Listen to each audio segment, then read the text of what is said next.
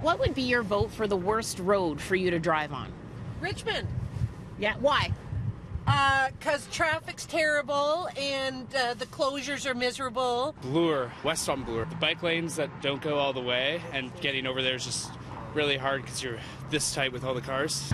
Oh, we're driving along Shooter Street. This is my pick for the worst road in Ontario. And starting today, you can have your say. Let us know what your worst road is. What route gives you the biggest headache as the CAA launches its 15th annual Worst Roads campaign. In the traditional sense, we've seen a lot of motorists, especially comment on potholes and crumbling pavement in their communities.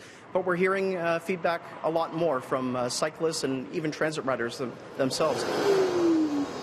This year's campaign is asking everyone from tow truck drivers to emergency services to cast their votes online. Last year, Burlington Street East in Hamilton was named the worst in the entire province. Dufferin topped the Toronto list.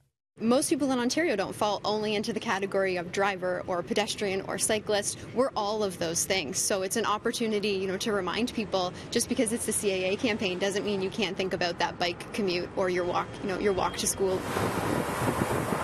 The CAA claims past repeat offenders like Steeles West and Bayview have been improved as a result of their previous surveys. But the city's transportation department says it plans road work based on its own surveys, not the CAA's. And on BT this morning, the mayor says there's more work on the way.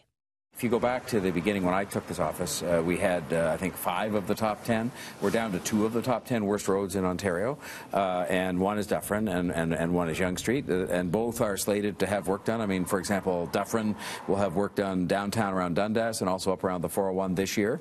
We'll spend $170 million fixing roads this year. The online voting continues until April 15th, with the winners or the losers, depending how you look at it, being announced sometime in May. On St. George, Tammie Sutherland, City News.